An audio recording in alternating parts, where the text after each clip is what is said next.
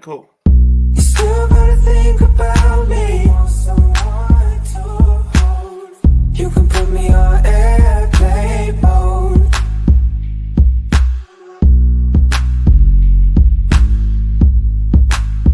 You can put me on.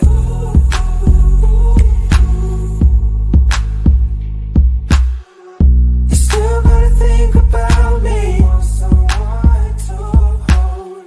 You can put me on airplane mode.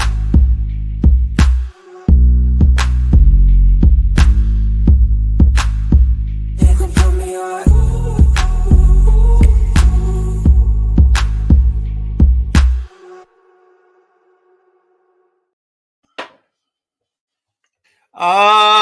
Ladies and gentlemen, boys and girls, children of all ages, welcome to another edition of the Tuesday Night Flight, brought to you by the Sideline Junkies. Tonight we've got some things moving. We're going to have some people moving and shaking today. The big guy's probably going to join us in a little bit, but he wanted us to get started, get things on the road, get us ready to go. With that said, I'm the Midnight Rider. He's the Gentleman Jack Carr. This is the Tuesday Night Flight. We're going to touch on a little college basketball so we can give the big guy some time to get in and get settled so we can talk the big game of the week, the Commanders, and then we're going to talk about the Chiefs and the Bills. And I got an interesting topic off of that. We've talked about this topic before, Jack, so don't let me forget when we get there. What's up? I'll let you know. I want to save it for the people. I want to save it for the people, man. But it's nothing crazy because you'll get it and you'll remember this topic also. So I'm not worried about it. I'm not trying to ambush you with anything. With that being said, he's the Gentleman Jack Carr. I'm the Midnight Rider. I probably said that already. Let's go ahead and get opening up with the college update. Let's do our basketball weekend update real quick. All right. Yeah, there was a lot of shakeups this past weekend in the NCAA basketball world. Top 10 got a few changes. Top 25's got a lot of changes, but we're just going to cover the top 10 right here today. And holding on to the number one position this week, Auburn Tigers remain number one at 18-1. Their one loss is to the Duke Blue Devils earlier on in the season. They had a tough game. They've been having a tough time without Joni Broome, their All-American, their Naismith nominee. I mean, they're their main guy. So they hung on to beat Georgia 70-68. Tahad Petford, he had 24 points, 5 for 7 from threes, and all that was off the bench, man. He came off the bench to put that performance together. So great game, Mr. Petford. They got by number 6 Tennessee, 51-53. You see, it's getting crunch time for these teams. You know, you're not number one if you ain't playing the right, the team. So to beat number 23 Georgia and beat number 6 Tennessee in 1 week, that's a nice week. It extended their winning streak to 11 games. Miles Kelly hit the go-ahead three with 30 seconds left to beat Tennessee. Johnny Broome's first game back was versus Tennessee. 16 points, 13 rebounds. Man didn't miss a beat. Are you familiar with Mr. Broome, Midnight Rider? Dude, you're the biggest fan of his fan club, so I get him every week when I listen to you, man. You gotta check out. I think the game I saw was the one right before he came back. I think that was the Georgia game. I think that's the one I saw. So it's just something about their offense I like. Yeah, and it looks easy. Like it doesn't look like they struggle. Their only problem right now seems to be just you're in conference play and everybody's giving you their best shot because they're taking some punches now. That's what's happening to everybody. And like I said a couple weeks ago, conference plays coming, and that's when it's time to get down. Up next for Auburn is LSU Wednesday night, 7 p.m. at the SEC Network. So if you want to watch that game, 7 p.m. Wednesday, SEC Network. Number 2, Duke, 18-2. They had pretty easy wins over Wake Forest and North Carolina State. But I'm gonna give you the Cooper Flag updates, because everybody's talking Cooper Flag, and in the right way though. 24 points, 7 rebounds, 6 assists against Wake. And then against State, he had 28 points, 7 rebounds, 3 assists. He had 23 of the 28 points in the second half, Midnight Rider. He was kind of shut out, but turned it on. And then you got big time players surrounding Cooper Flagg and Tyrese Proctor and Knoopel. I can never say his name. Up next, do you know who's up next on the Duke schedule? Probably North Carolina. February coming, baby. We always play North Carolina in February. Yep. So, yeah, we got the Tar Heels Saturday, 6:30, ESPN. It don't matter what their records are. That's always going to be a good game. Yeah, but the Tar Heels they have this weird thing where one year they're solid, then they get a little low for a year or two, and then they come back with a decent team. I know 2 years ago, once they lost Bandicoot last year, this team just isn't the same.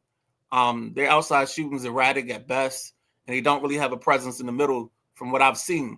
Now, I could be wrong, but I just, certain times when I watch them play, I just shake my head and it's just they don't play. It doesn't seem like they play for each other. That's the other thing I kind of see. It kind of looks like it's about me. I got to get mine, and I hate when I watch teams play like that. Right, and I agree with you. I've seen the same stuff out of Carolina's team. I don't know if they have adapted well enough to the one and done. Because, I mean, you're getting a 5-star. More than likely that cat ain't staying. So you need to bring along somebody that's not fundamentally as sound as a 5-star, and he can stay with you for at least 2 years, maybe 3, and you build him up to your type of play. That's what Duke's doing. Tyrese Proctor, I believe, he's giving Duke 3 years. And you need them kind of players to go with your 5-star one and dones. And I just don't think Carolina has gotten that equation right to do that. I think some of their one and dones have fallen flat in the face. Mm-hmm. We're supposed to be a one and done, but they got to stay a year or two longer. I kind of think the kid RJ Davis is kind of like that. He fits kind of that mold where I think he was a higher profile kid coming in, but he really hasn't stuck to that profile or shown the consistency to warrant that. So that's exactly how I see it, Jack. Yeah. Yep, I feel you. Okay, and the number 3 spot this week, staying the same. Top 5 stayed the same, but I'm going to go through it anyway. Iowa State, 17-2. They beat Arizona State, 76-61. Young man Curtis Jones balled out. My boy had 33 points, 7 rebounds. The key number I like, my boy played all 40 minutes. He did not come off the court. So hats off, Curtis Jones. You balled out. After that, they turned around and lost to Arizona, 86-75 in overtime. That was a tough loss for Iowa State, but they didn't lose no ground in the polls. I didn't understand that. Tamin Lipsby had 18 points. He was high point man of the game for Iowa State. Caleb Love had 22 for Arizona. Up next for Iowa, Kansas State, Saturday, 2 p.m., ESPN2. And then Monday, they got Kansas, number 11, Kansas, Rock Chalk Jayhawk, 9 p.m. You catch that game on ESPN, guys. Iowa State, man, they're a little bit of a surprise up in the top of this. I mean, I knew they had a good squad and we're going to be a top 25, but they jumped to top 5 pretty quick. Do you know anything about that squad? If memory serves me correct, they're an older team, and I like older teams this time of year because they've played together enough, and certain teams stack. And I think the way Iowa State plays, they play with a little bit more control than some of these younger teams that like to get up and down the court. If I remember them correctly, they run the floor. I saw a couple pieces of them, but I haven't seen a whole lot. But they jumped on my radar with your updates because you said something about them last week. I can't remember exactly what it was, but all I kept hearing you say is the Iowa State Cyclones. So So I'm gonna try to catch them this week. This is gonna They be a score heavy. point. This is gonna be a heavy college basketball week for me. I tried to get into it a little bit Saturday. I had some up and downs because I watched Georgetown play, and you'll get into that in your local update. But Yes, sir. I struggled with a couple teams watching their games and watching their style of play. Well, they get up and down the court. They've scored 100 points in back-to-back games, but I think they've scored 100 points in 8 games this year. That's quite a lot for college ball, 40-minute games. So they defeated the upset king of the last 2 weeks, Vanderbilt. They couldn't get this upset, but Vanderbilt's probably had 2 upsets in the past 10, 12 days. So look out for Vanderbilt, man. I think they're a strong squad. Aiden Holloway led the way with 22 points in that win. Then next they had to go LSU. They played LSU. LSU played Alabama strong, 80-73. Led again, Aiden Holiday, 19 points. There's a big story about that LSU game. Mark Sears is the star for Alabama. He's preseason All-American. He's a Naismith nominee. He was on the bench the entire second half. I thought he might have been hurt. They say he was not hurt. So later on, I seen a quote from head coach Nate Oates, the head coach at Alabama. He said, "We played the guys that gave us the best chance to win in the second half. And you're All-Americans on the bench?" Hey, I don't know. That might be a message. I like that. Exactly. Sounds like something's going on in Alabama. So let's keep our eyes on Mark Sears and that Alabama squad and see what's happening. Coach Nate Oates is, I don't know. It sounds shaky to me.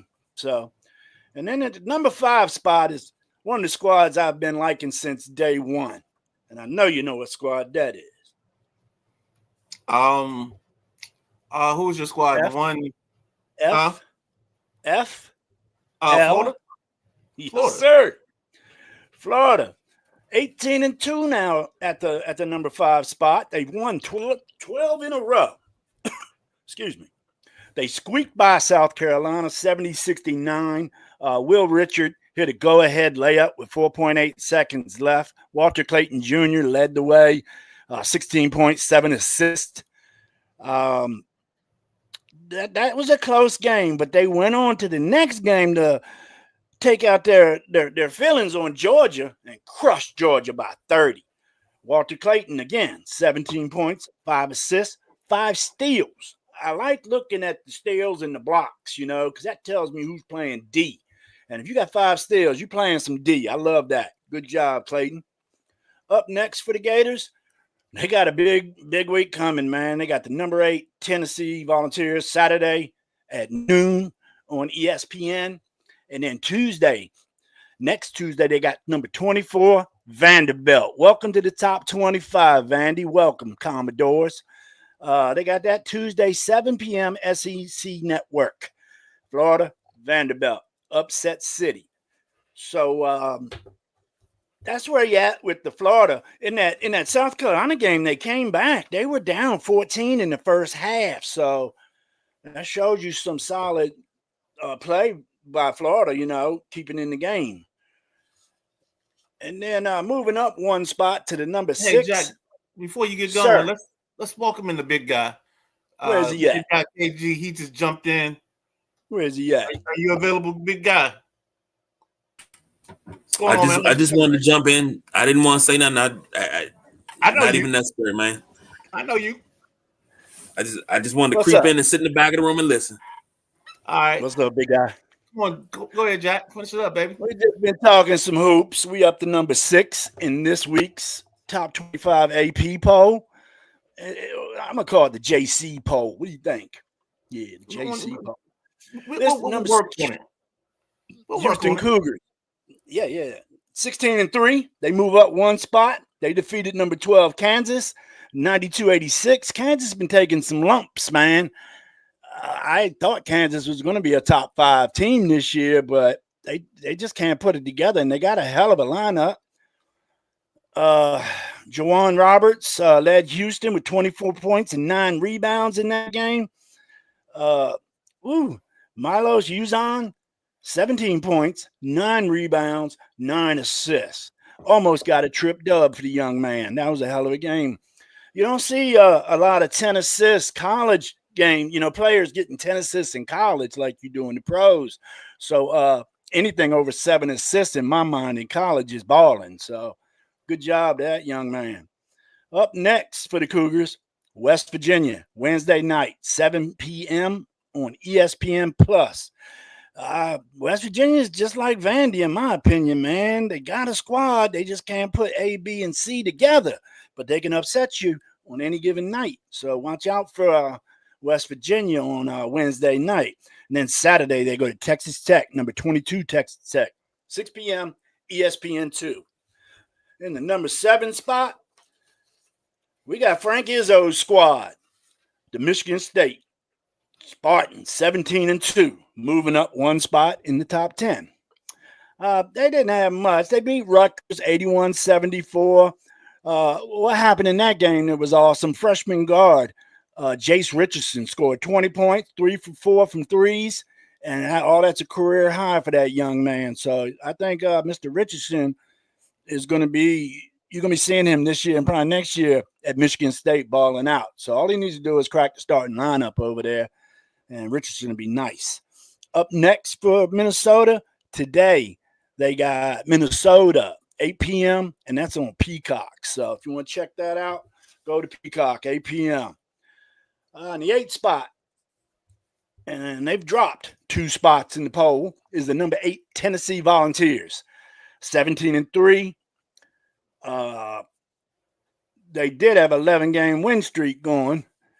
They beat Mississippi State 68-56 to make it an 11-game win streak. Chaz Lanier, 23 points in the win. Breaking the winning streak, number 1, Auburn. They went to Auburn, lost in a thriller, man. It was 53-51. Miles Kelly hit the go-ahead 3 with 30 seconds left. And this is the welcome back game for Joni Broome.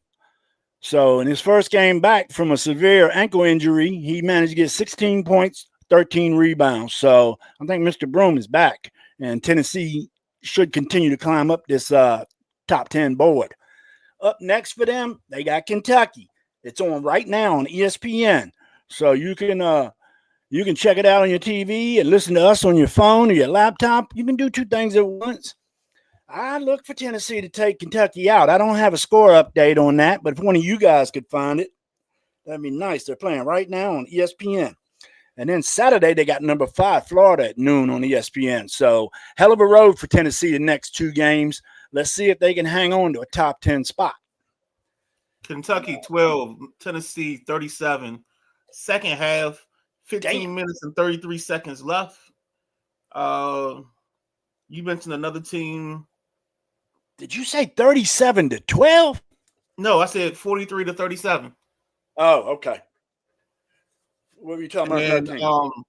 St. John's is 62. Georgetown is 40. Oh, Michigan State's later. All right. Michigan State's 8 o'clock. Huh? Say hi. Hi. Hey, Hi, sweetie. Milo. Hi. No, that's How are right. you? That's Meatloaf. Huh? So at number 9, we got Marquette. I like seeing Marquette back up there. They're up 1 spot from last week. They're 17-3. They beat Seton Hall 76-59. Cam Jones, and that's Cam with a K, 19 points. Marquette's defense just swarming. They forced 24 turnovers in this game. That's a hell of a lot of turnovers, man. You want your turnovers to be 12? Mm-hmm. Yeah, no, 24. Jesus, that defense must have been all over the place. And then they came over and defeated Villanova 87-74. Stevie Mitchell led the way with 21 points. Marquette, they can get scoring from a lot of different places, and they're just a stingy defensive team, man. So look for Marquette to keep doing some damage. I like watching them play. Up next for Marquette. Butler, they play next, right? Yes, sir. Tonight. Tonight Next 2 8:30 FS1. And then Saturday, they go into a dropping UConn. UConn, I don't know what's going on. They got beat again the other night. They're down to number 25, and they've been as high as number 7. I can tell you, man, that's something for them. They got that's a good a hangover. team. It's part hangover, and it's part they played a very tough early schedule, and it might have not shook some of their confidence because maybe they played over the skis just a little bit. Because sometimes in some of those early games, I call them the KG Classics. You know, you get you a couple of Dartmouths and West Tennessee States on there, and you know sometimes it helps your cohesion. But I think maybe they started out too strong. They didn't have quite a good enough mix of both. So maybe something didn't develop, some chemistry didn't develop, or some hard feelings developed. Because you know, the one thing we always say is, you know, teams are year to year.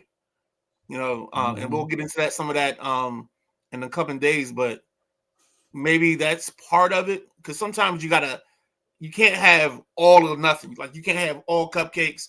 You can't have all top teams. You kind of got to find the right mix in the middle so you can develop your team at the same time as you're challenging your team. Definitely. And you call it a hangover, it'd be a double hangover, wouldn't it? Yeah, exactly. Hangover too. But like I said, I'm not going to count them out. I know they're down at 25 right now, but Coach Dan Hurley can straighten shit out. I mean, if he's not a coach, I mean, he's from coaching jeans, man, from coaching royalty. So I think he's going to straighten that stuff out over there at UConn. And like I say, they got a talented roster. They might just be having some bumps in the road. Just be there for tournament time. That's all that counts. So we'll see what they can do with that. Number 10, sneaking into the top 10. We got a new team in the top 10, in JC's top 10. Number 10, Purdue Boilermakers. 16-5. And they playing some solid ball. I mean, I thought once Eddie left, Eddie, whatever that big guy's name was, once he left, I thought it was going to be downhill for Purdue, but they're still banging. They dropped one to Ohio State, 73-70. It was tough. Ohio State was up 16 in the first. I'm sorry, Purdue was up 16 in the first half. Ohio State went on a 15-0 run to end the half, and then just took over after that. So Purdue just had a little hiccup, Joe.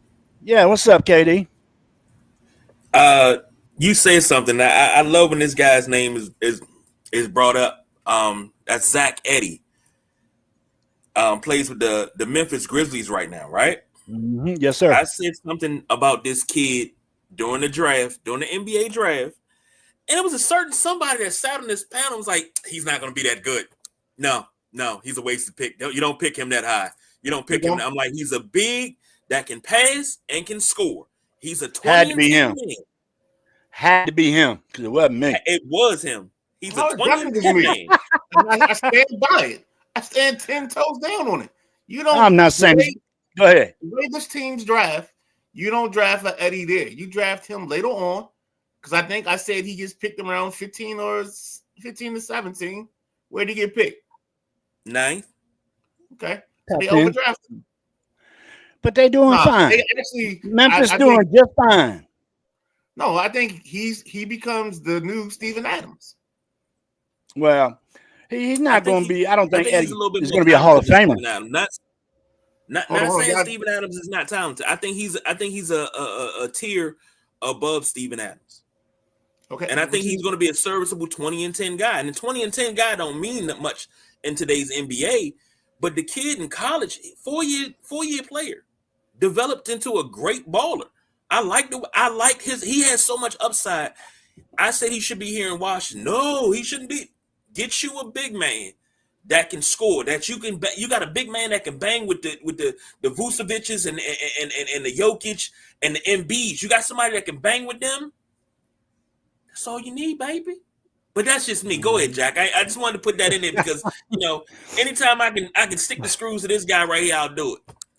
Yeah. You're still You mad over guys, that yeah. cheesesteak. You two, yeah, okay. You two go ahead, man. We're gonna have a truce today, okay? You two been going at it 2 weeks strong. But yeah, I agree with some stuff you say, but I don't think Eddie's going to be a Hall of Famer or nothing like that. I think he's just going to be a solid contributing NBA player. And Memphis, like I say, they're higher than I thought they would be at the All-Star break almost. So, so I'm going to get back to the top 10 with I had number 10. They lost to Ohio State, like I said, and then they came back and defeated number 21 Michigan 91-64 with Brandon Smith's 24.7 rebounds, 10 assists, and 4 steals. That's the kind of stat line I love reading, KG. You know what I'm saying? When a dog just does a little bit of everything, he's getting points, he's getting rebounds, he's getting assists, and he's taking the ball from the other team. That's a scrapping baller. So awesome game, Brandon Smith. I love it. Up next for Purdue, Indiana Friday, 8 p.m. on Fox. A couple weeks ago, I was talking about a Friday matchup. Apparently, the NCAA is scheduling these Friday games more nowadays. So I think it's a good idea. I think it's a real good idea. They used to only play Monday, Tuesday, Wednesday, Thursday, then Saturday, Sunday. But and this year, I'm seeing Friday games scheduled and read something about how NCAA is involved in doing that.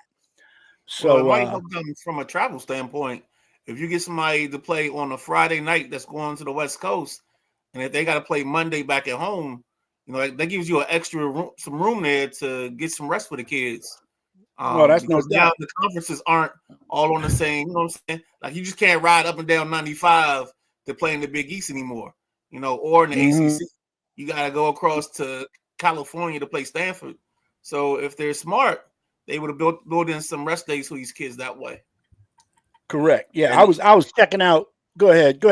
You ready, KG? Because I got a long one to say. I was agreeing with the Midnight Rider for a change because that right there, Oh, I'm agreeing with him because that right there, when you get in the conference play, and Jack, you know this, Matty Ice is in here too. You guys know this. When you had old school ACC, you had the Battle of Tobacco Road. That was a bus ride. All right. You had Maryland versus Duke.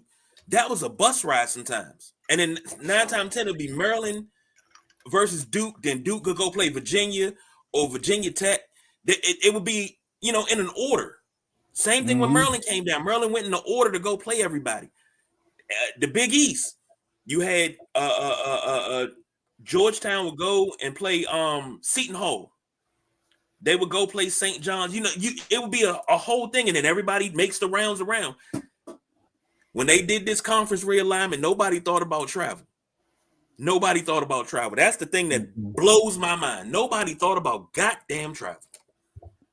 And No, that's Midnight so Rider, true. you hit the nail on the head. that's so true. I was I think it was the McAfee show today was talking about that and how some of these West Coast teams are coming to the Midwest and even the East Coast, and they're losing. And it could be the travel, the jet lag.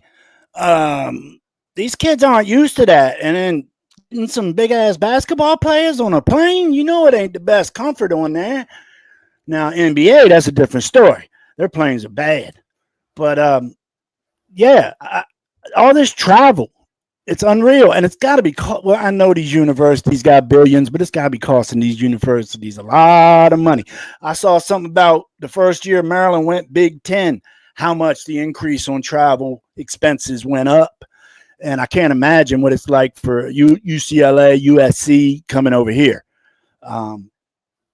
Definitely, the conference realignments got all kind of stuff going on with it, and I think it's taking a toll on the players. Because hell, some of these players are youngsters, man. They ain't been on a plane but 2 or 3 times in their life, if that. So to be on a plane, you know, all that time, because their plane don't fly no faster than the plane I jump on. Their plane don't fly no faster than the plane you jump on. So that's 5-6 hour flights. You know what I'm saying? If you come to the East Coast. So that's another reason I don't like the conference realignment stuff. So you guys ready to get down with my updates on some local hoops? Yeah, I'm ready for this.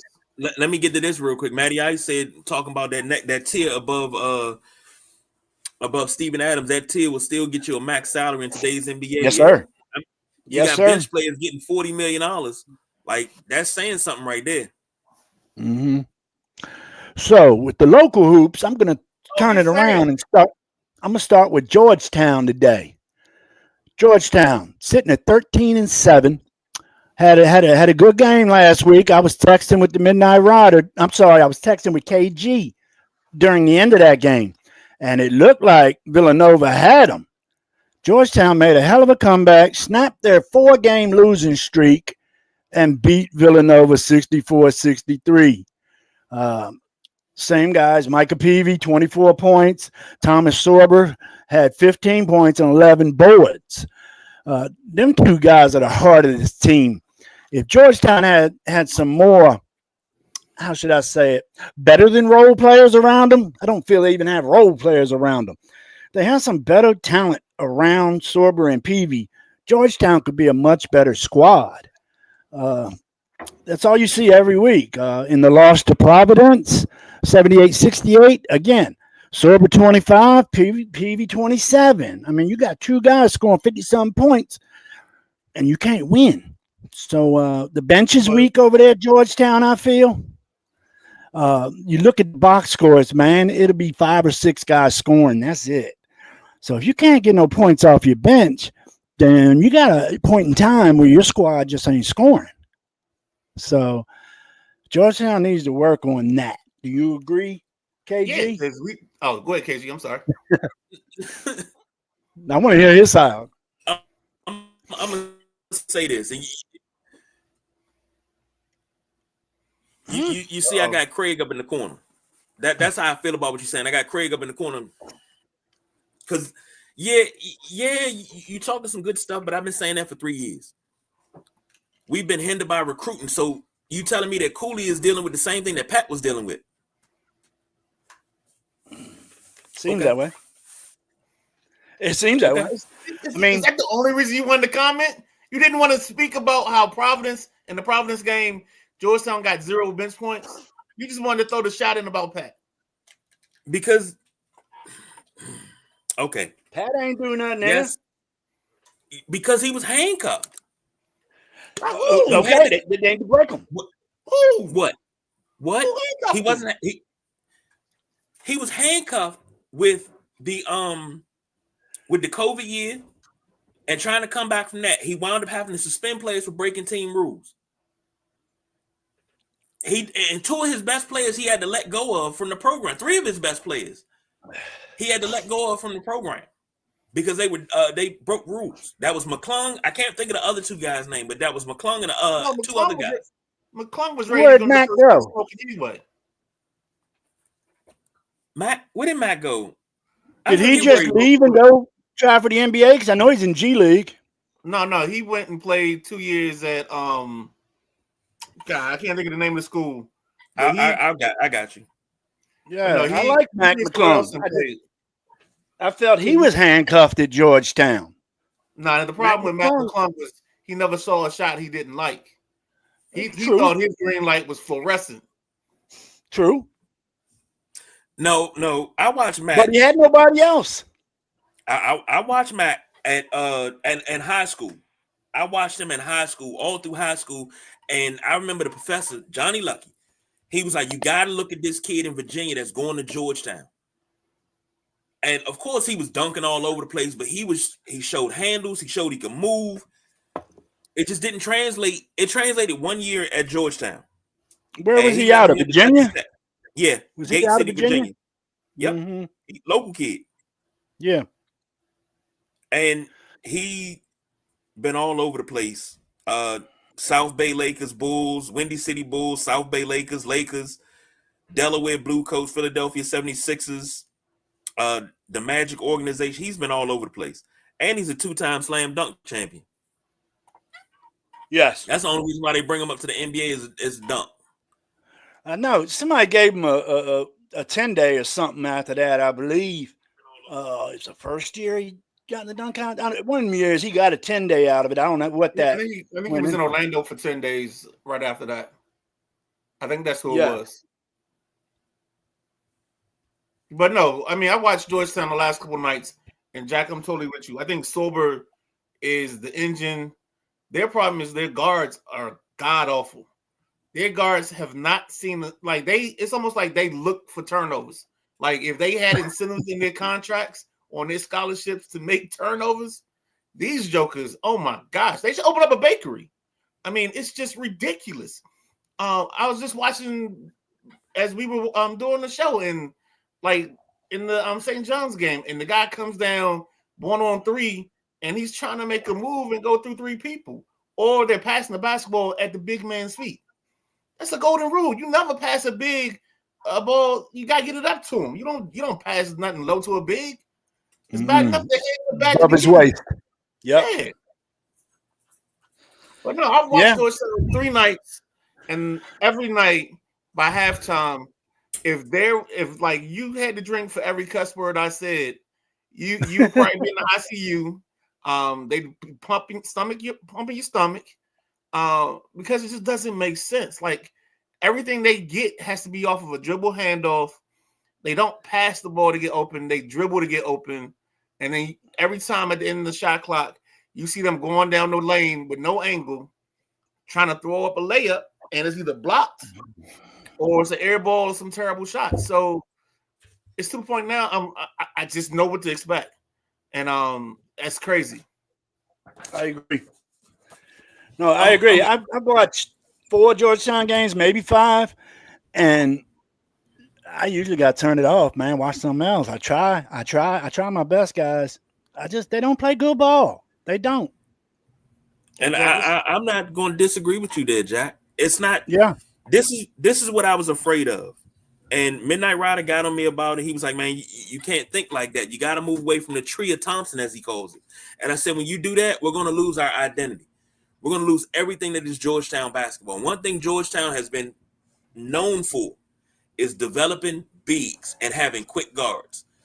Whether it was downtown Freddie Brown with Patrick Ewing, then you had Zoe and Mutombo, then you had Othello Harrington, then you had Mike Sweetney, then you had Roy Hibbert in there. You had, even though Roy Hibbert was a big stiff, but still you had Ruben Boomjay, Patrick Ewing Jr. You had these guys coming in, big men that flourish in this system, especially when we start running the Princeton offense. I tell you one thing. You're the only person that thinks the Georgetown's offense flourished in the Princeton offense. You are. We went to the Final Four with it. Final Four and Elite 8 runs. Shout out to Pete Carril. I'm just telling you what I heard, and you're probably one of the few people I've heard give love to that era. I'm just all I'm saying. I'm not a complaint. I'm just letting you know. This. I'm gonna say this. Lovey. He gonna say it. He just gonna say it. Lovey. Tell Midnight Rider that the Princeton offense is great. We love the Princeton offense in this house. We love the Princeton offense. Backdoor all day long. You're not gonna beat us. If it's ran correctly, we're good. Oh boy. All I'm saying. I'm not trying to argue here because we had a moment where we were actually on the same page. Oh, we're still on the same page. Okay. Well, I was gonna give an update because up next, Georgetown had St. John's today. Whew! Got smoked out the gym. I mean, they got ran out of the gym, dude. Bad. 66-41. They only scored 41 fucking points in 40 minutes. Excuse me. I don't cuss often on the show. My bad. They only scored 41 points in 40-minute game? Come on, Fred. They had one double-digit score. Sorber. One. No, I thought so too.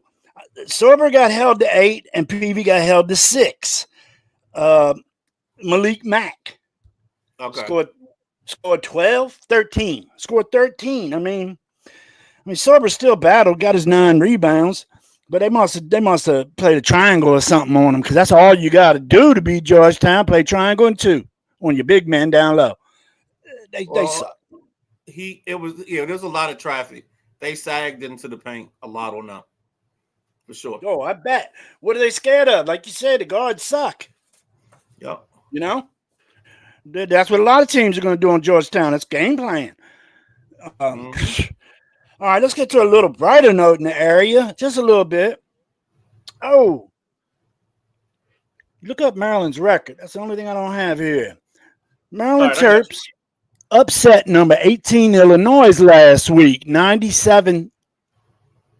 I think it's 91-70. Hell of a win, Terps. I mean, that's playing ball. You put 90 points on top-ranked team, 25-ranked team. Julian Reese, 27 points, 17 rebounds. What a game, son. Hats off to you, too.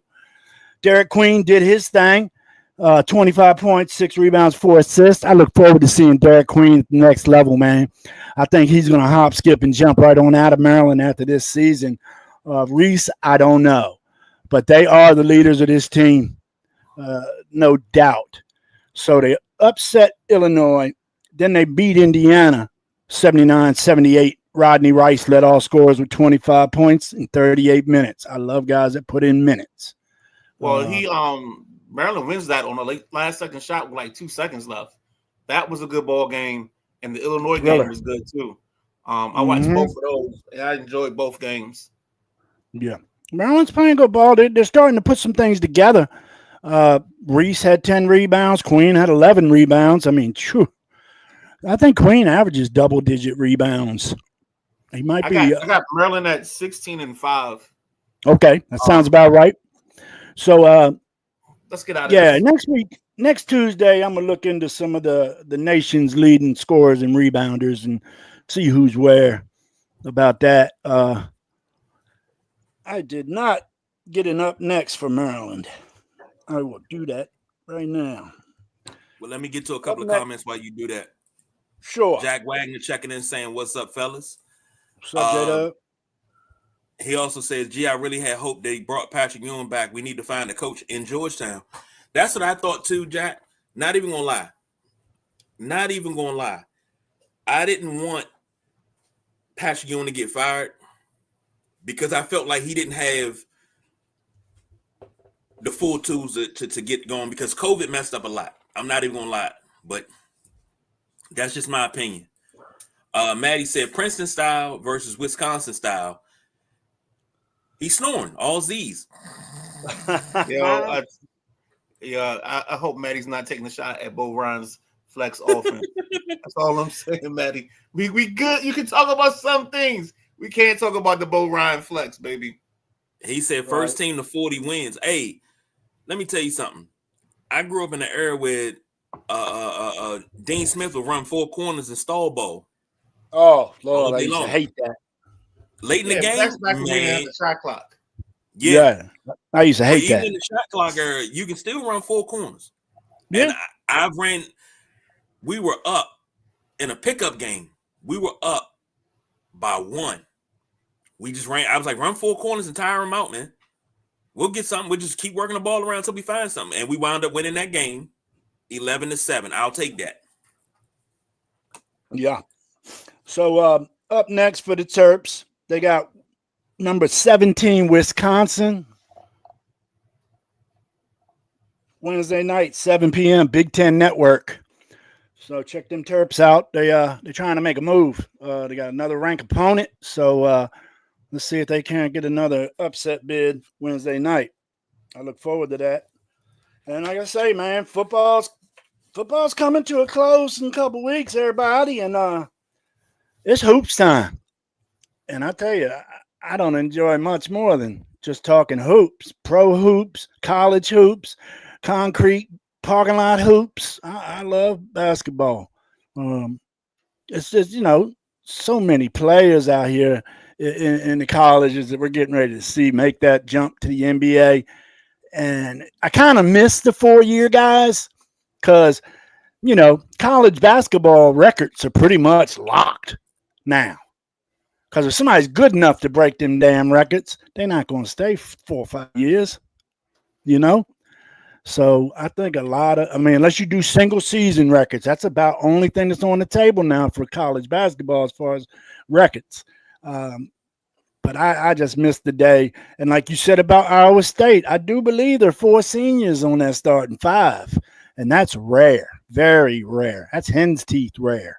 You just don't see it anymore. But these ballers are starting nowadays. I mean, they're training harder than I ever did when they're 12 years old, 14 years old, 16 years old.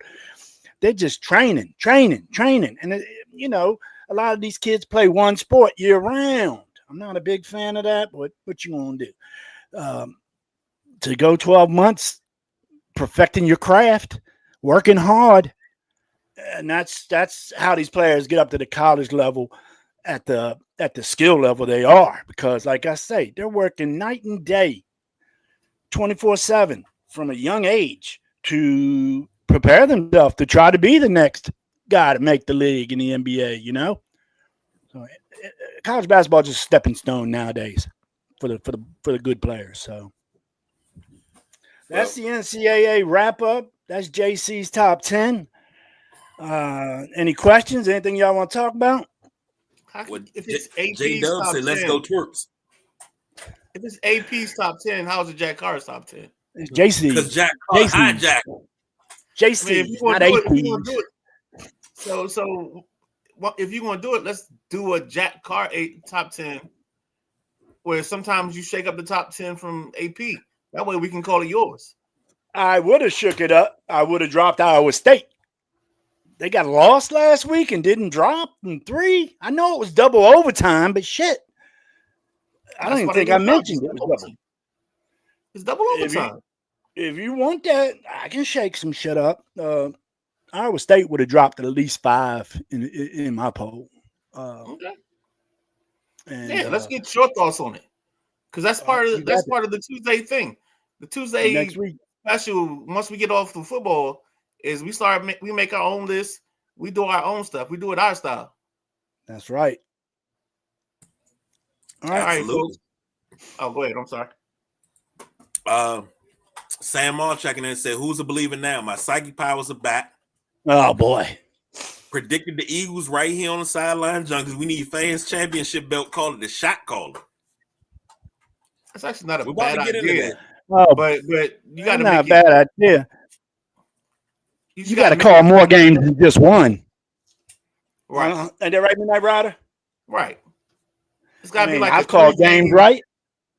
Yeah. Or you got to get like the exact score. That's the shot. Yeah. Yeah. And I'll Jack give you Wagner that, said Sam. Anthony Davis is injured. call. Yeah, because he had a big game the other night. He played hard the other night. Oh, I got to sit out now. He had a great game the other night, man. He dominated. Oh God. All right, since we're talking NFL, let's get to it. Our Commanders finally dropped another 14-6 on the year, but lost 55-23 to the Eagles. Jaden Daniels 29 of 48, 255, a touchdown and an interception. Tressway 1 for 1 for 23 yards. Jaden Daniels, led the team in rushing, 6 carries, 48 yards and a touchdown. Zach Ertz 11 catches, 104. Scary Terry had 3 for 51. For the Eagles, Jalen Hurts 20 of 28, 246 and a touchdown. Saquon James 15 for 118 and 3 touchdowns. Plus, first 2 carries with touchdowns. AJ Brown 6 catches, 96 yards.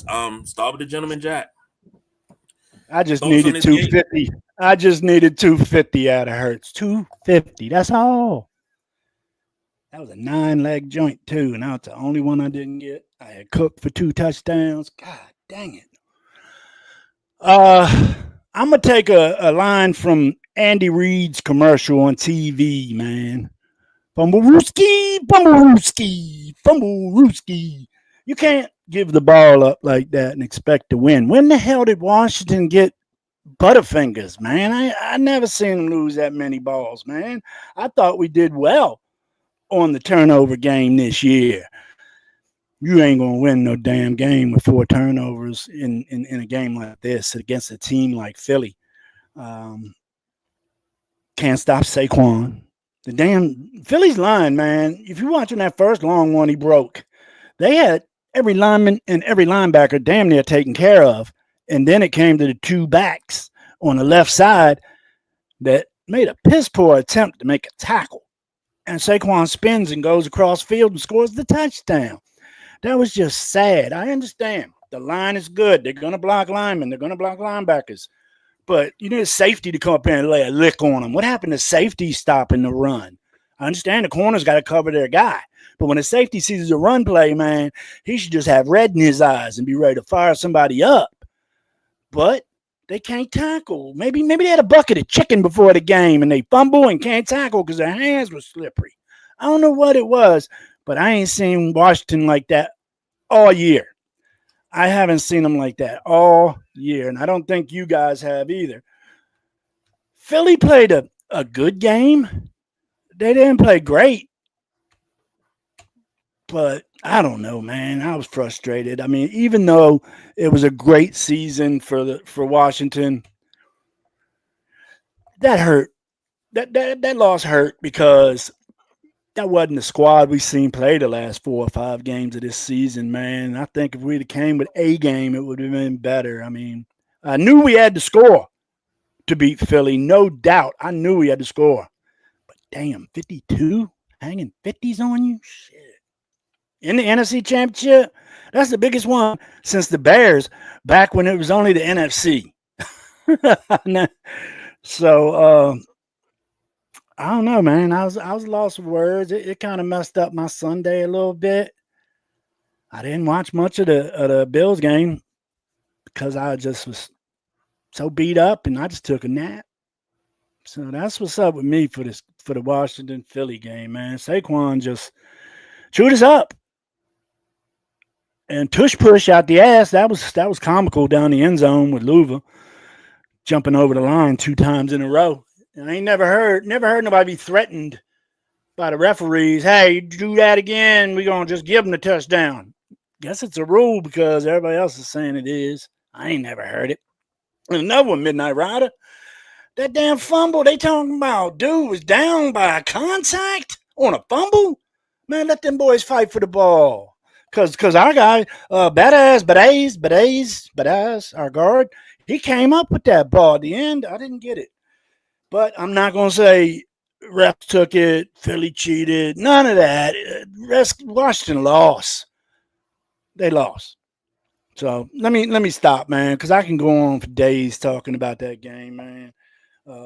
They hit McLaurin early, but didn't seem to go to him much in the second half. Jaden didn't run as much as I thought. I don't have the stats in front of me, but I didn't feel he ran that much. So that's me, Midnight Rider, man. I know you didn't feel much better than I did. What do you want me to start? Because first and foremost, the Sean Hockey League crew as a whole needs to be put out the pasture because there's a crazy stat where the Philadelphia Eagles are 7-0 in games refereed by this crew. I don't blame refs because I'm a son of a ref. Certain things just don't make sense when you watch it. When you watch a guy get his helmet ripped off his head and he doesn't get, we don't get offsetting personal fouls, it doesn't make sense to me. When you watch a big guy come out of a pile of a fumble and you say somebody was down by contact, how can you be down by contact in a fumble scrum? Doesn't make sense to me. There's a couple other plays that stood out, and it's just so the 4th and 5 where AJ Brown literally gets his hand inside the helmet of Lattimore, spins it. That's how he gets the step on him. They didn't see that. I get that's a tough angle. That's a tough angle to see because if you're in your right spot, you're not going to really see that. But he caught him good, so that's how he gets the advantage. And then he catches the pass on him. What else did I see? There's a couple things, but I'm not going to bitch about the refs. It's just certain stuff that just stuck out, and it was just like, it's just like a thorn in my side. We fumbled the ball 4 times. in games against Philly this year, we have in 3 games we have 11 turnovers. He had 2 on the Thursday night, 5 in the one that was here, and you had 4, not counting the turnovers and downs. So you got that situation. What'd you think about that late hit on Saquon from Saracil? I don't know what you want them to do. I know. mean, they're right It there. was a good call. I mean, It was it's a like good- I don't know, man. I thought I've seen them let more of that go. It would have and been also to go fourth back- down. And to go back to that 4th and 5 with the AJ Brown catch, somehow those 2 guys were oblivious to the hold on Luvu because Luvu beats Barkley and like he gets hugged, and it's just like I don't know. But again, I don't blame refs. You got 4 turnovers. There was one stretch where we were down 14-12. The next time this team touches the football, we're down 27-12. Just certain things like that. The fumble by Eckler, I think it was a 10-point game and we were driving to make it a 1 possession game. It's just like any kind of way you could shoot yourself in the foot. We found it and we said, hold my beer, and we just went on and let it happen. Defensively, I mean, I know we're going to talk about this later on. That first play, you could see Fowler. It looked like Fowler saw the wham block and was trying to get out and go around the edge. But when he tried to get out, of course, Wagner, who's supposed to be filling the gap, well, guess who he trips up over? Fowler. So they both fall. Boom, you create this the seam here and the seam here, and you got you an alley, and next thing you know, you got trouble. 2 safeties missed the tackles, and there we go. I think the 55 was just it was part of the gameplay, because at a certain point it was just like, all right, I don't know, it was just a struggle for this team. It showed you, it was like, hey, show me all your warts all at the same time and do it in the biggest game that you play. And that's exactly what you had. So, now you got to figure it out. I think somebody on the radio said it best this week. They were like, this all season, you got to go back, just like Joe Gibbs said, oh, we got to build a team to play against Lawrence Taylor and company. Well, we got to build a team that's got to deal with Jalen Carter and Jordan Davis up front. And you got to build a team that's got to deal with AJ Brown and Devontae Smith. And I personally believe that I hear people talking about T. Higgins and all these other receivers. I'd rather draft a receiver, and I'd rather get a kid like a DJ Reed to go along with Lattimore, so you can push Mikey into the inside, and you operate that way. You get better at corner. You get you 2 good corners. Now Lattimore may not be the corner he was supposed to be, because he had the hamstring. He had to make the adjustments. It's a whole new defense. I get it. Give him the opportunity this year to figure it out. And if he can't figure it out, you move on for him. This team has shown me one thing. If you don't fit, they're not going to sit there and dance around with you.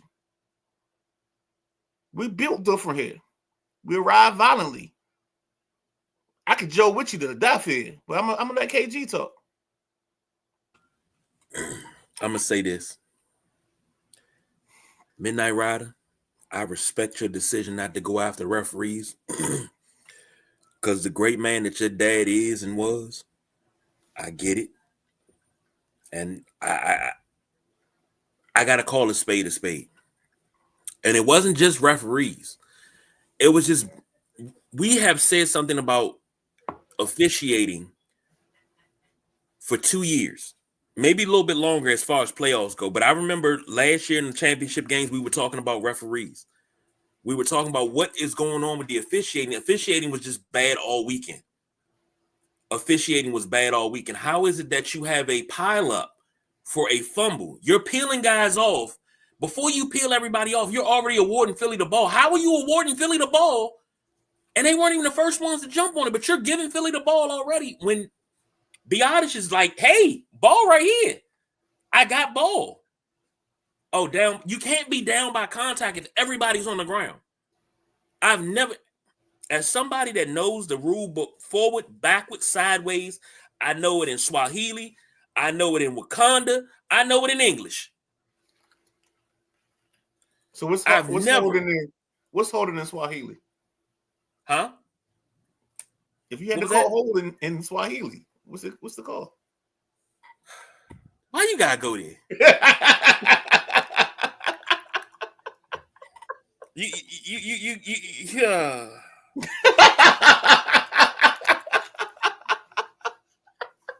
I know. You know I gotta mess with you, dog. Oh, Cushy killer. Okay. That's Google Translate. Cushy killer. Google Translate for the win. Yeah, you damn right. Google Translate, boy. I'm gonna tell you right now. If you don't use it for other reasons, you got problems. I say good morning, beautiful, in other languages. Google Translate, baby. But that's a whole other story. We'll get to that at some other time.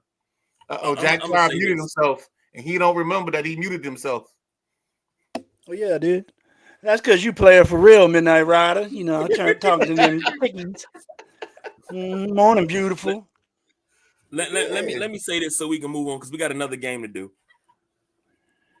Oh, if the refs would have called the game down the middle, I think Washington still would have lost.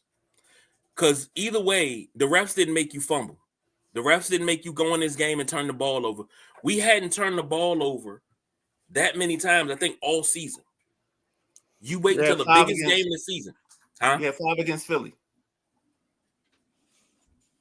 The last time you played them, you had 5. This time you had 4. We did have 5, and then one of them. I appreciate you listening to the whole part that I was talking, because obviously, you know, sometimes I be tuning you up. Now I'm blank. No. I forgot about the 5 against Philly because I'm racking my brain like, what is he talking about? And then I forgot about the 5. It's a game that I put out my brain. But I'm gonna say this: if they would have called it down the middle, this game would have been closer, but Washington still would have lost. Right. You can't come in there. We supposed to walk in there, and when you fight a gorilla, how you supposed to fight a gorilla? You supposed to punch him in the damn mouth. We sitting there love tapping this gorilla. This is the number 1 team in our division. In my opinion, at one point in time, the number 1 team in the conference. I thought we had them figured out. I got a question. But it was a lot of missed calls. It was a lot of phantom calls. Here's my one question. And I know I said field goal, but that first drive, did you think on that 4th and 3 they should have gone for it or they should have taken the points? And fuck hindsight. Fuck hindsight. They went for it on 4th and 5 a couple times for that. I mean, yeah, I would have went for it, but I took the field goal. You know what I'm saying? I wasn't a must go for it, but yeah, I thought they should have went for 7. Only reason I didn't want to go for 7 in that situation is you spent 18 plays going down the field, and I thought it'd be more disheartening to walk out of the drive with 0 than to come away with 3. And that's the only reason I like that play call. If this had been a play drive and we were at 4th and 3, I'd have told you to take the point. Go for it. But because it was 18 plays, I just thought, you know what? Let's come away with something. Let's put something on the table, and then we can come back from there. Go ahead, Jack. I'm sorry. But the 14, the previous 4th down conversions, it seemed so easy. None of them were difficult. It was just base plays that Washington worked for to get 5, to get 4. I mean, they hit Ertz across the middle, which we've seen them 100 times this year, 50 times, whatever. Ertz just doing a small tight end slant for 5, and then Terry on that out. Both of them were thrown and received at ease. So that had me thinking that we could have converted again. But like I say, I was satisfied with the 3, but I would have went for 7. Thursday topic, if you don't mind, and if we come up with anything better, I can shelve this. Look at the guys that are free agents for the Commanders. Give me Oh, three okay. guys. Give me 3 guys that you must bring back. All right, that's on my list. Yeah, I'm glad you're writing it down too, Jack. I 3 have guys to. you must bring. I don't care. It can't be maybe. I think I want 3 guys that must. Why don't you say 5? I want 3. Because 3 is harder. It's easy to get 5 off that list. 3 is Yes. harder. 3 is harder. And then the other thing I want is I want 2 guys that are going to be gone. And I'm not talking about because their contract up. I'm thinking the team is going to move on from that. Now, that might take a little bit more work because, like, somebody can say, oh, St. Juice. Well, St. Juice is a free agent. So you're not re-signing him. So that's not somebody I'm talking about. What are you talking about? Bumping somebody with a contract? Yes. You can't do that. Mm. Oh, yeah, I guess you can. So I'm thinking about, you got to trade. So perfect example was a conversation I had earlier today about John Allen and Payne. Yep. We If gotta I'm drafting, start if I got 2 tackles, and here's the reason why. Here's the premise. If I got 2 tackles in the first round and Philly got 2 tackles in the first round, my 2 first-round tackles don't look like theirs. Mm-mm. One of these things is not like the other.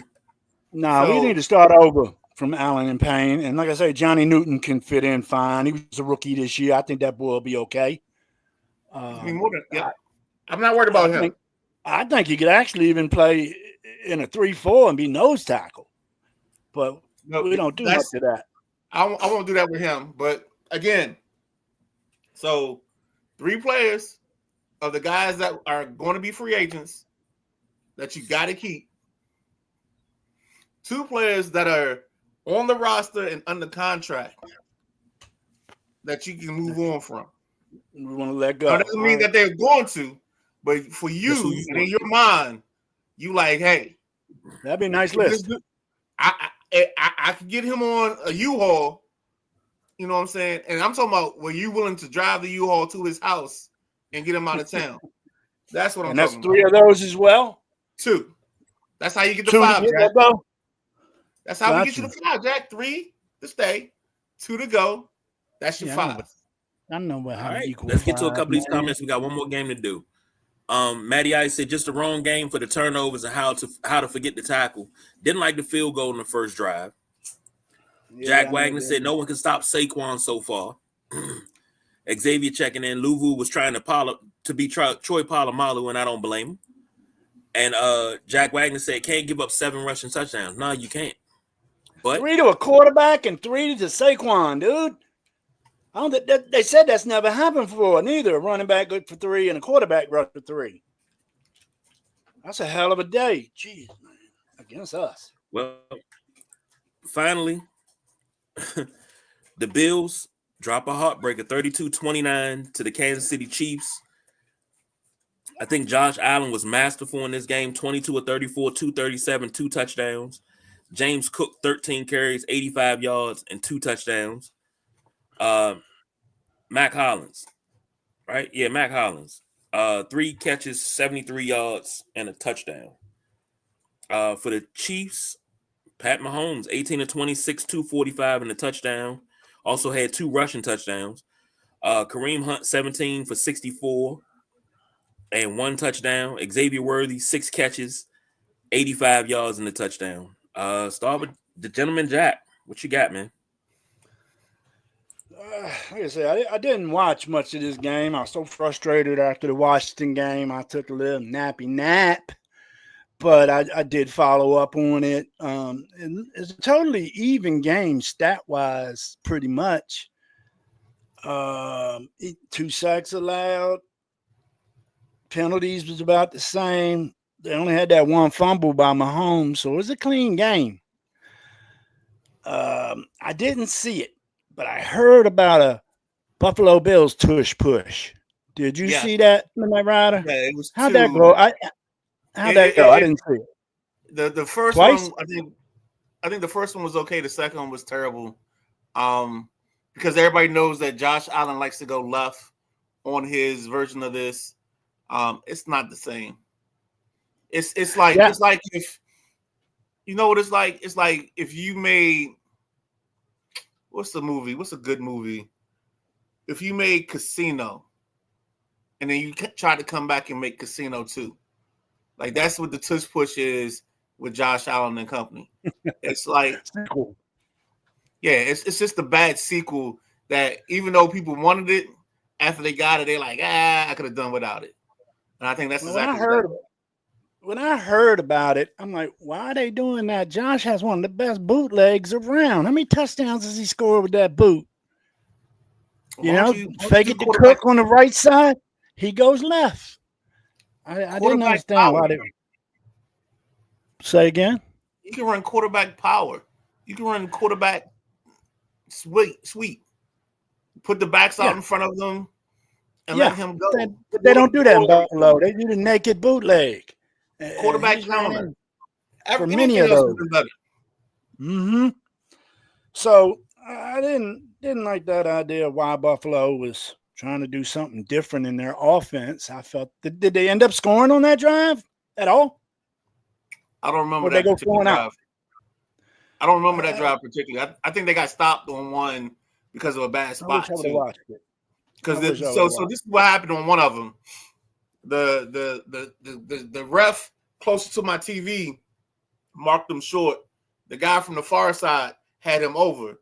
And for some reason, this is the death of me. The NFL has this thing where they have the referee, the sky ref or whatever.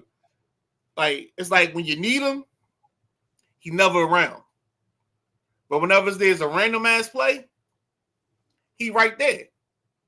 It's like your friend that if you having a tough time, you can't find them.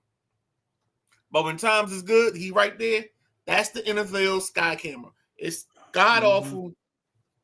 It misses everything. I don't even understand the point of it anymore.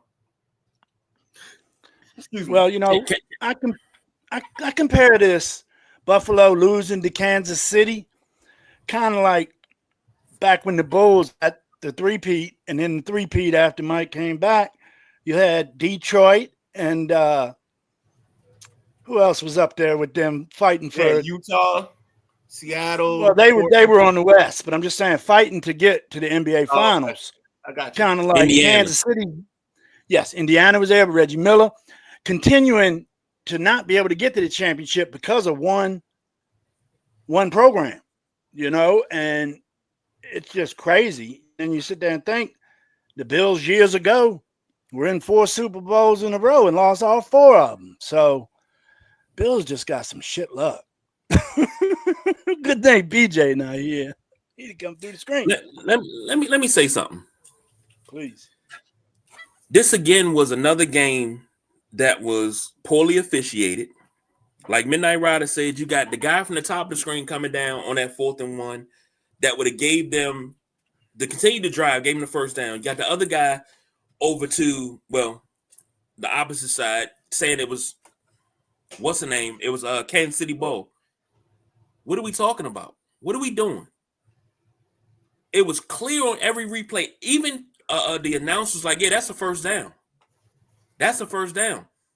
So is that? I don't know what voodoo magic that the Chiefs got over the NFL or what's going on, because I've looked at a lot of their games, and a lot of their games are poorly officiated for the opposing team.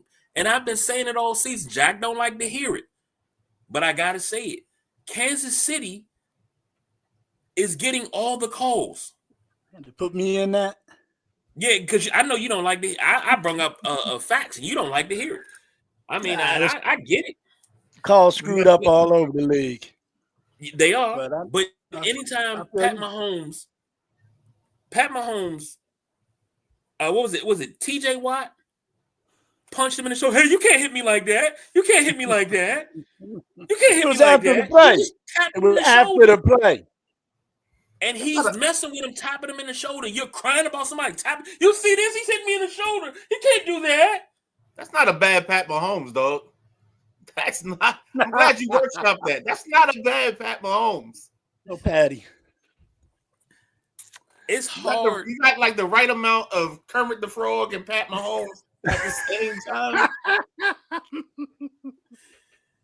But it's Wow. hard to like this team. Hey, I'ma say that. KG, once Yeah. you finish your statement, there's a couple comments. Just hit them up because I think they got a request in here for Jack Carr. Okay. Oh, really? It's hard Let me to see that. say. It's hard to really love this team, and really, this ain't like the old Chiefs team where you fall in love with them, you pull for them. This is a Chiefs team. You want to see somebody get hurt, like Kelsey flopping after the touchdown. Like, come on, bro, are you serious? You okay? I live by the Michael Jordan philosophy. It's easy to talk shit when you up, but when the score is 0-0, the score tied, talk shit then. Yeah, it's easy for y'all to talk shit when you up. I hear you. Jack Wagner said, Pat does his thing again. Matty Ice said, Bills just can't beat KC in the playoffs. The chances were there, but didn't cash in enough. They got shitted out of them. Saquon for MVP. Nope, that's going to Lamar. I want to talk about that soon, though. I want to have a little jib about Saquon and the MVP race. If you guys give me a sec in a little while. Michael Vlogs, this is Michael Version, said, hey, I know you guy on the top left. You and my brother's coach. Hi, is Jackson Smith. Please say hi. Hey, what's happening, Jackson's little brother? What's your name again, bud? Jack Wagner said, good game going on in college basketball. Kentucky 74, Tennessee 73, 28 seconds left. Matty Ice said, I honestly didn't think he got the first down. There was an angle. The angle they showed where I didn't think he got to the line. I thought he got it. Yeah, and Michael Vlog said it's Michael Smith. hey, what's up, Michael? Tell your dad and Jackson and tell your mama I say hi. I didn't think this game was greatly officiated. And then his thing. This is the coup de grace. That last play. Kentucky up 3 with 7.9 left. Oh Lord. Yeah, upset City. Yeah. Said, okay, I will. Have a good night. You too. All right, buddy. Thanks for tuning in, man. Thank you for tuning in. See you tomorrow night, 8:00 on the passenger seat. I'll send all the text.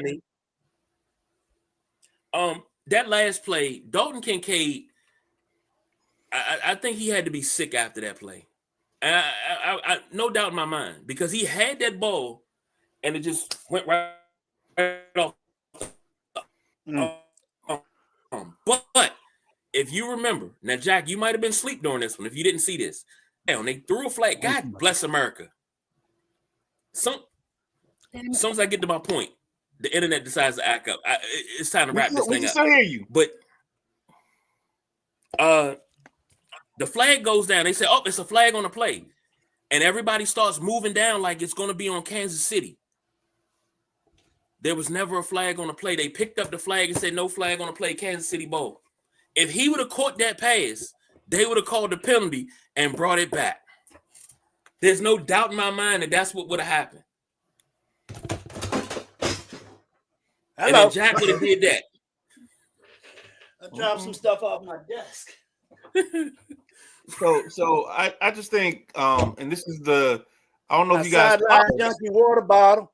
You know, if any of our viewers might be interested in some of this merch, let us know. We're thinking about getting some T-shirts and some balls and some drinking cups made. Whoa, So y'all let us know.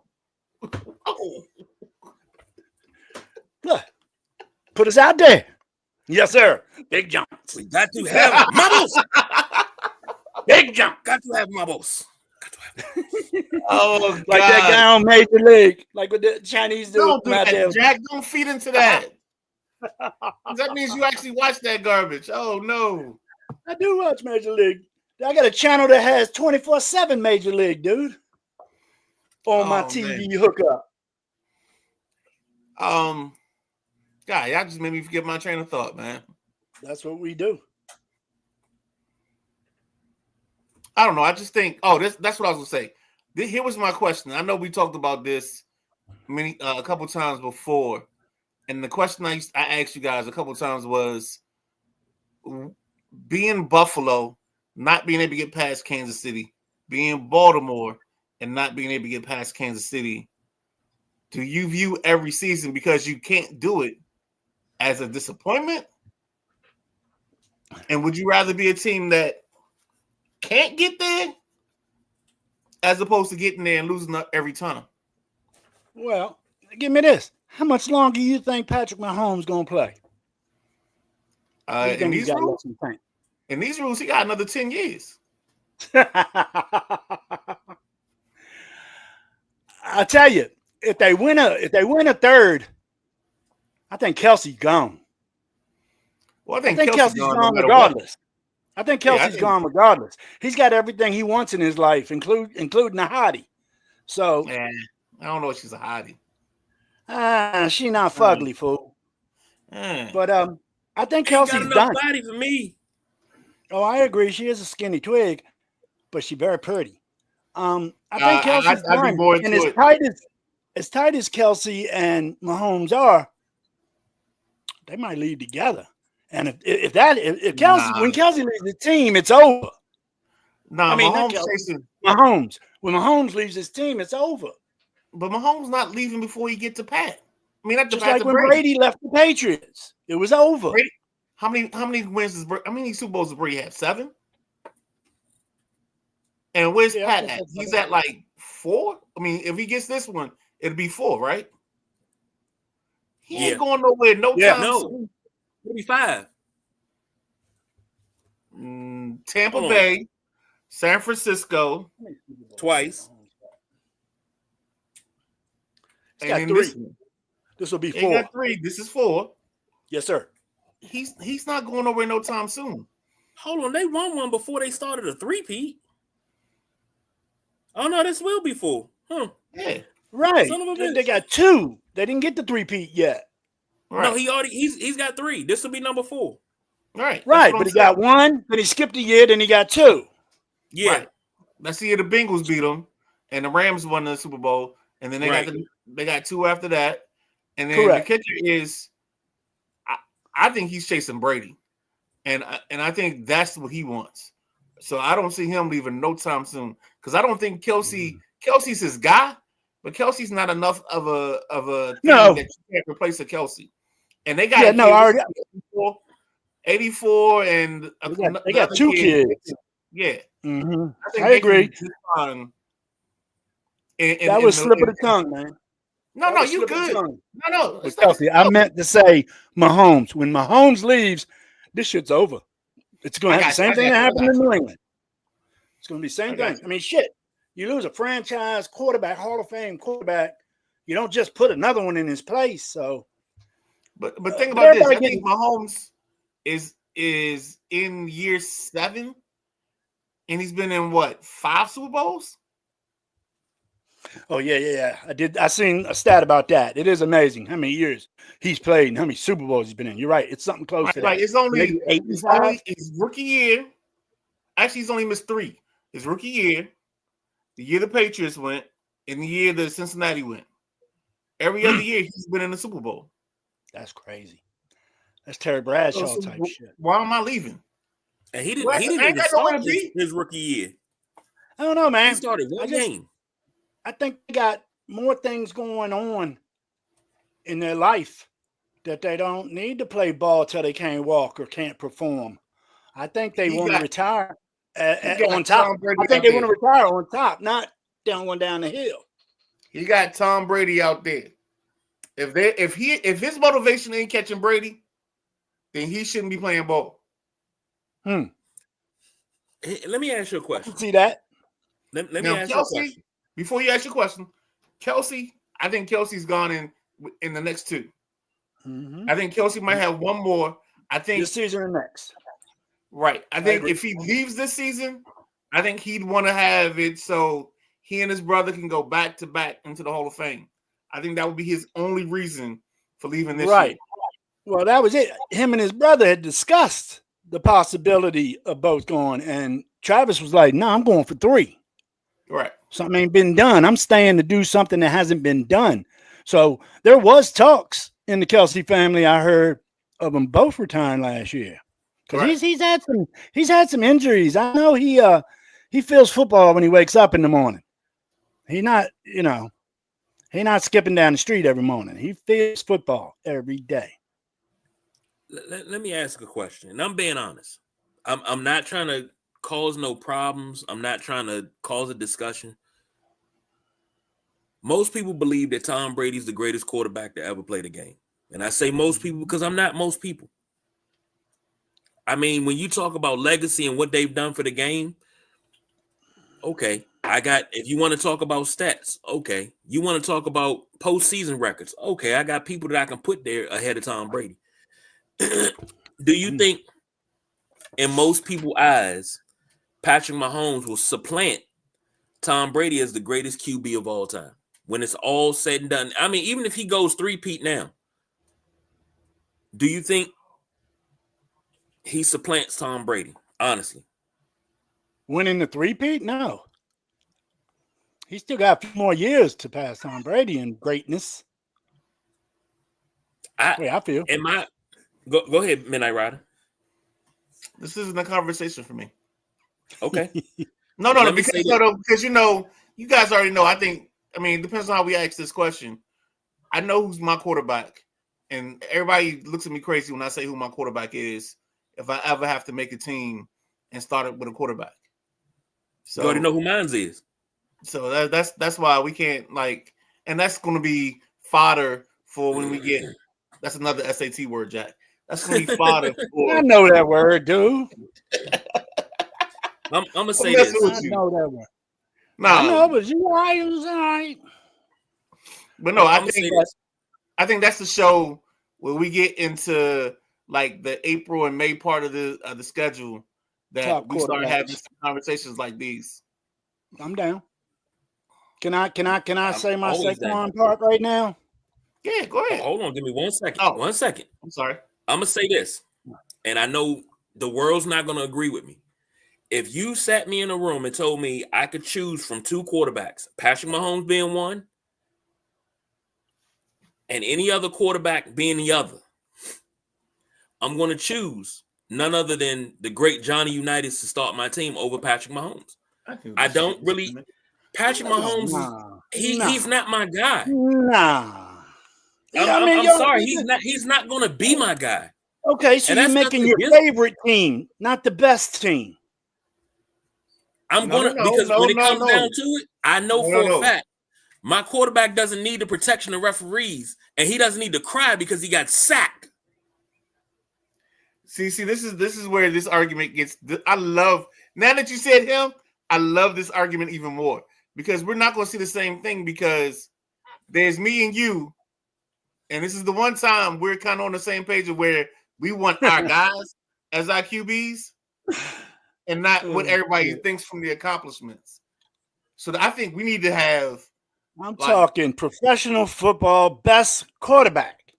Okay, so like I said, this is an argument. You got Johnny U and you got JD5. I mean, no, I don't. I don't have JD5. Oh, Dan Marino, my fault. Dan Marino, my fault. There you my go. fault. I forgot. Best thrower in the football I've ever seen. Who do I got there? You probably got Tom since you arguing I already so much. told you that. Yeah, I think Tom Brady best quarterback. That's why the show works.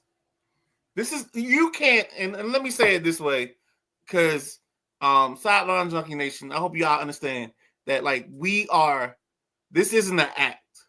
We believe in what we believe.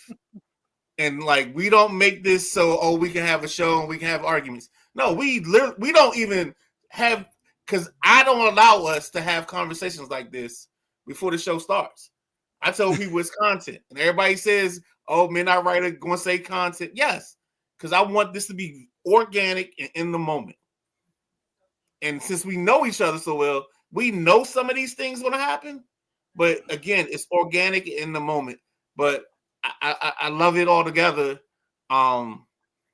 Maybe we can. I don't know how many people we can have on screen on this thing. We might have to go. We might have to do a big show. And if we could, no, we can't get that because that's probably copywritten. But yeah, we can do something. We can do it. We have a round table of some sort. Well, let me finish telling you my thoughts on Saquon in the MVP race. What do they got? They got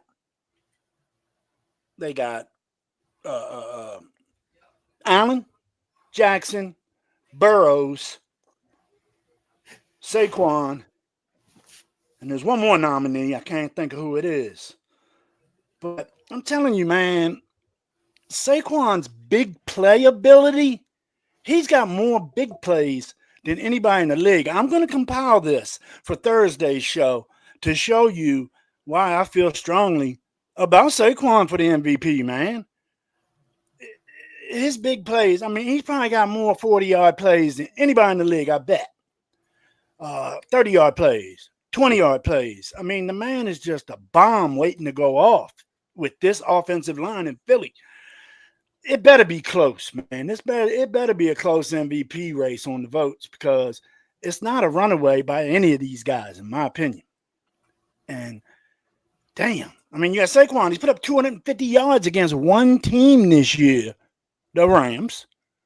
I mean, multiple 200-yard games, averaged over 100 yards a game this year, got 2,000 yards this year. I'm telling you, man, I don't think what Lamar did for Baltimore is as big as what Saquon did for Philly. And I used to be against Saquon because I hate Philly. But just watching him these past 5 weeks, 6 weeks, 8 weeks, it's been unreal. Saquon, like I said, he's a time bomb. He can explode at any time. So that's my thing. I'm going to bring some more stats to you on Thursday that will back up what I'm saying. If you want a spot to start, I think if you look at I think it's his plus 40-yard runs. I think he may have one of the most, or I'm not even gonna say one of the most. I think he has the most plus 40 rushes in a season. So that might be where you want to start your research on that topic. You know what to do. I'm not trying. You know what? You just can't help people. I tell you, boy. You help people that need help. Okay. No, see what happens is you do a show with your friends. You do a show with your friends. And you just say, "Hey, you might want to look at this." You know what I'm saying? Now we friends. Now we consider friends. Now I'm extending my hand across. You know what I'm saying? It's all good. I got love for you, brother. I got love for you, too, brother. Commander. All right. We just like having a good time on this show, everybody. We like having fun. We like ribbing each other. And like I say, all this shit's just our opinion, man. We know, we're not locked in to say we 100% right. We like talking sports, and we don't always agree. Couple of comments before we get up out of here because we're running over time. Not going against Mahomes anymore. The Chiefs will win. That's what Jack Wagner say. And I think age to catch Kelsey. Talking about Mahomes passing Brady, not yet, but he could. In my opinion, the only quarterback on Tom's level is Pat Brady. Is the GOAT? No, it's Pat, but Brady is the GOAT. I got you. Unreal move over Barry. Saquon is coming. I don't think Saquon will be a better running back than Barry Sanders. He had some good seasons. Not now. He played on some trash teams. When his career is said and done, he may be this generation's Barry, or he could be this generation's Emmett. It's going to be one or the other. No, we're not. He's going to finish with solid numbers, but I don't think they're going to be that high. His numbers will be solid, but you got to remember, and see, this is where revisionist history comes into play, because now he done gone to Philly and looked good. That people don't remember that he had 2 years he didn't finish the season when he was in New York. Right. So let's not let's not act like New York was stupid, because you can find a running back. Now the problem is everybody wants to now debunk the running back theory because running backs were hot this year. You know what I'm saying? It's like when they awarding Taylor Swift that award and Kanye come out and is like, I think they had a better album this year. That's what everybody's doing right now. Oh, Saquon, you shouldn't have never let go of Saquon. Saquon in New York versus Saquon in Philly. New York totally Saquon different things. I have 1,900 yards. Well, they're giving you got to acknowledge that it's not the same. Yeah. Giving Saquon all this credit, dude. What were the chances that Saquon got hurt game 1 and Swift had to be their number 1 running back? I'm sure he would have had a great season with that. I'm telling you, that Philly line has a shitload to do with this. Okay, let's You you shouldn't on the just- point too. In the 'Cause- Super Bowl, man, watch that line, dude. I'm telling you, they're like music in motion, dude. It's Well, part of it is Really they've not. been together for like the last 4 years. Mhm. B is you got the last 2 best drafted centers or highest rated centers in the draft. One was Landon Dickerson the year he came out. 2 was Cam Jurgens. They They decided knew they to were move getting Dickerson Kelsey's back over up. to guard because he was a bigger guy. You have Mhm. you took a chance from Jordan Mailata, got Lane Johnson, and then you throw in Mekhi Becton because you're like, hey, this dude's a house. All they gotta do is just stay in front of somebody. And there you go. That's what you got. And I think the Commanders are going to do something different something similar this year. I think somebody gets moved around. And I think I feel sorry for Allegretti. I like Allegretti, but he might be the man that has to get moved.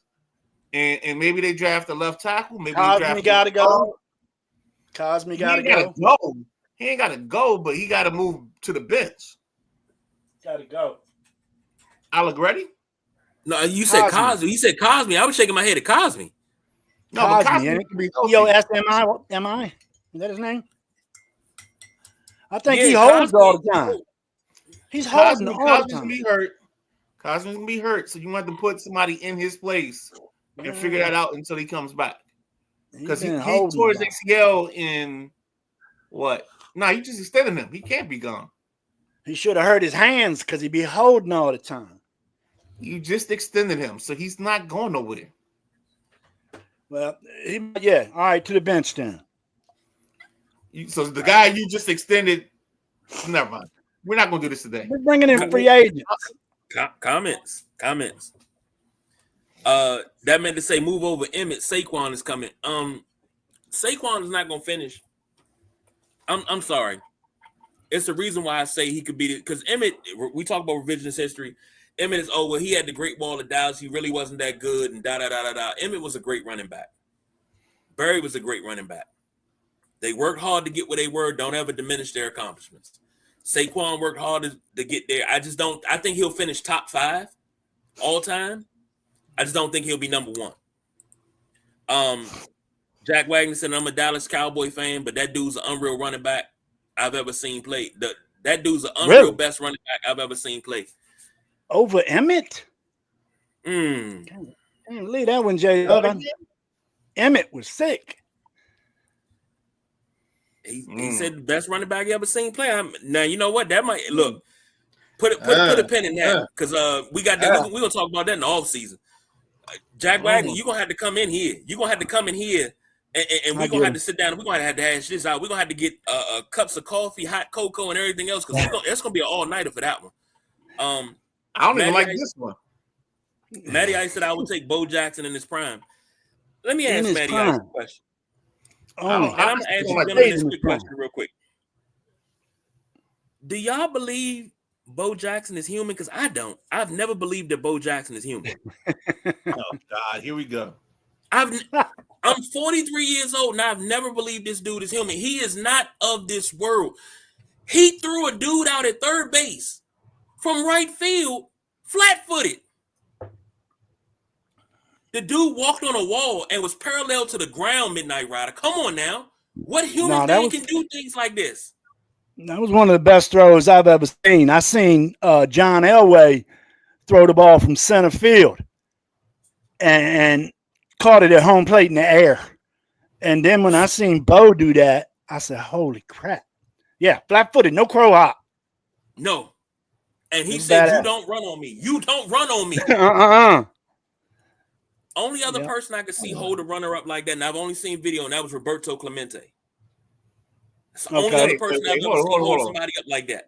Oh, so we want to act like Vladimir Guerrero didn't happen? Come on, is he back on the warning track? Send me the video. I don't remember. Send me the video. You know what? The level of disrespect in this room today, I hope we end the show soon because I can't take this. I can't. We are. We wrapping up now. Back a few years ago, Markakis used to have a hell of an arm in right field for Baltimore. Yeah, he's another one, but Vlad. But that's Glad he was nice. come on. Wasn't no Bo Jackson. The line is You're gonna coming do a in 2-hour banged show? up. That's true. That line is coming in banged up. And yes, of course, all depends on health, is what Jack No Wagner doubt. said. He also says, I stand corrected. Bo is the truth. Yeah. When he ran over Bosworth, that he talked all that shit is one of my favorite clips ever, and ran up the tunnel at Matty Ice.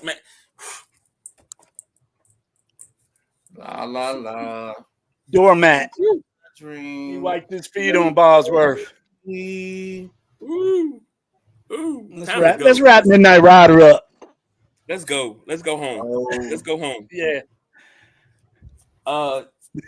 Coming up tomorrow. What we got tomorrow on the passenger seat? In the passenger seat, fellas. What we got going up? Go ahead, coming Midnight Rider. We got Coach Mark Wilson.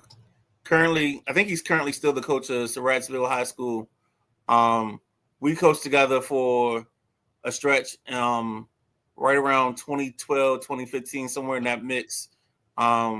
He was the girls JV basketball coach at Bishop Ireton. I've kept up with his career ever since. He's a Blade guy. He actually played some ball in Andover Hills.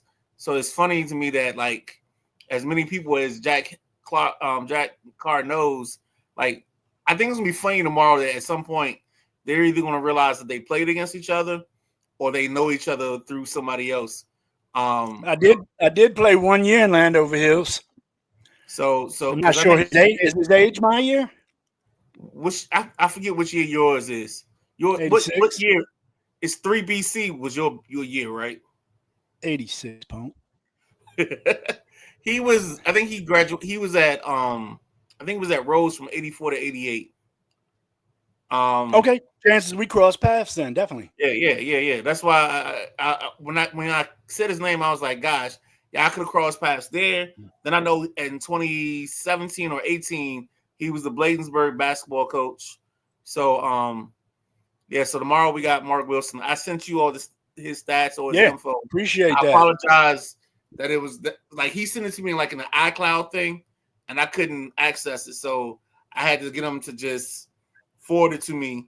And because I guess he has an Apple and I have a Android, I couldn't just forward the email. So I apologize, but I gave you as much info as I could give you.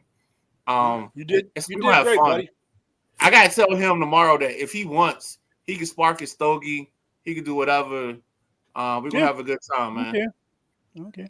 It's gonna be a great show. It's we're moving on, man. I can't even think of what number show we're on anymore, man. It's just flowing. We're putting reruns out for people to check out. If you missed a guy you might know, it's great. You're going to find out stuff you didn't know about that guy because we really get deep with some of these questions. And we talk about personal life, sports life, all kind of stuff. It's not just sports talk. So it's really a little bit of something for everybody. So tune in tomorrow night, 8 p.m. in the passenger seat with your man, the Gentleman Jack, and my boy, the Midnight Rider, and the backseat driver. We're going to turn it up tomorrow.